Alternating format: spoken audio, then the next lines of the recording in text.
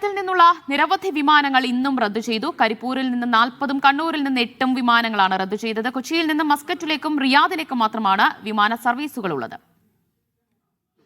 കരിപ്പൂരിൽ ഇന്ന് 4 വിമാനങ്ങൾ മാത്രമാണ് സർവീസ് നടത്തിയത്. മസ്കറ്റിൽ നിന്നുള്ള സലാം എയർ പുലർച്ചെ കരിപ്പൂരിലെത്തി 4:14 തിരികെ മസ്കറ്റിലേക്ക് പോയി.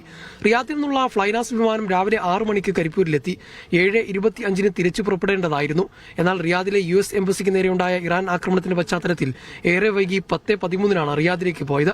റിയാദിൽ നിന്നുള്ള സൗദി എയർലൈൻസ് 8:39 കരിപ്പൂരിലെത്തി 10:06 റിയാദിലേക്ക് തന്നെ പോയി.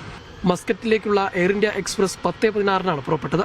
കരിപ്പൂരിൽ നിന്ന് പുറപ്പെടേണ്ട 21 വിമാനങ്ങളും കരിപ്പൂരിലേക്ക് വരേണ്ട 19 വിമാനങ്ങളും ഉൾപ്പെടെ 40 വിമാനങ്ങളാണ് ഇന്ന് റദ്ദു ചെയ്തത്. കണ്ണൂരിൽ 8 വിമാന സർവീസുകൾ റദ്ദാക്കി. അബുദാബി, ദുബായ് എന്നിവിടങ്ങളിലേക്ക് പോകേണ്ട 3-ഉം കണ്ണൂരിലെത്തേണ്ട 5 സർവീസുകളുമാണ് റദ്ദാക്കിയത്. കൊച്ചിയിൽ നിന്ന് മസ്കറ്റിലേക്ക് വിമാന സർവീസ് തുടങ്ങി. ഒമാൻ എയർ ഇന്ന് 2 സർവീസാണ് നടത്തുന്നത്. എയർ ഇന്ത്യ എക്സ്പ്രസും സർവീസ് ആരംഭിച്ചു. സൗദി എയർവേസിന്റെ റിയാദിലേക്കുള്ള വിമാനം രാവിലെ 8:20 പുറപ്പെട്ടു. മറ്റു ഗൾഫ് രാജ്യങ്ങളിലേക്കൊന്നും വിമാന സർവീസുകൾ തുടങ്ങിയിട്ടില്ല. വിവിധ ബ്യൂറോകൾക്കൊപ്പം മീഡിയ 1 മലപ്പുറം.